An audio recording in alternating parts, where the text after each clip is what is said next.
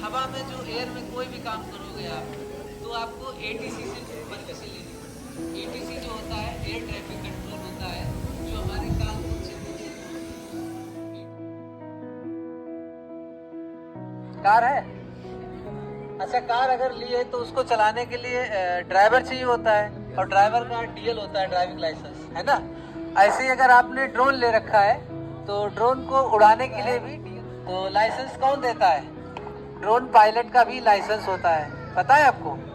नहीं पता है तो उसी को बताने के लिए हम लोग यहाँ पे आए हैं, है ना, कि कैसे कैसे ड्रोन बनता है, कहाँ कहाँ हमें ड्रोन उड़ाना चाहिए, कहाँ नहीं उड़ाना चाहिए, और आगे के लिए फ्यूचर क्या है ड्रोन का, कि जो ड्रोन पायलट होते हैं वो कोई बेरोजगार नहीं बैठे हुए हैं। पूरे इंडिया में 11,800 ड्रोन पायलट हैं। कितने?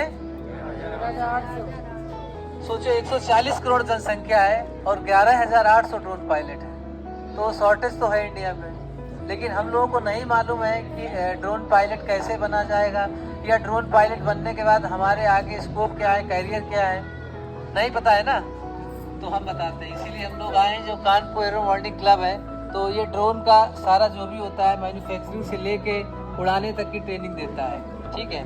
तो हम लोगों को सर ने बुलाया, जीआईसी जो बिंदु है, तो सर के लिए तालियां हो जाएं कि आपके कैरियर के बारे में सर सोच रहे हैं, है ना।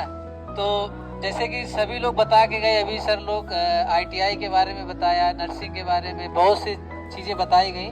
तो सबका माइंड अलग अलग, क्योंकि किसी का माइंड टेक्निकल क्षेत्र पे जाता है, टेक्नोलॉजी पे, लेकिन पैसे का अभाव होने के कारण वो एरोनॉटिकल बीटेक नहीं कर पा रहे, इंजीनियर या आईआईटी में नहीं जा पा रहे। आईआईटी में भी एरोनॉटिकल है ना।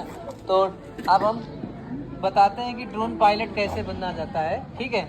तो ड्रोन पायलट के लिए सबसे पहले तो 10th पास होना चाहिए। कितना?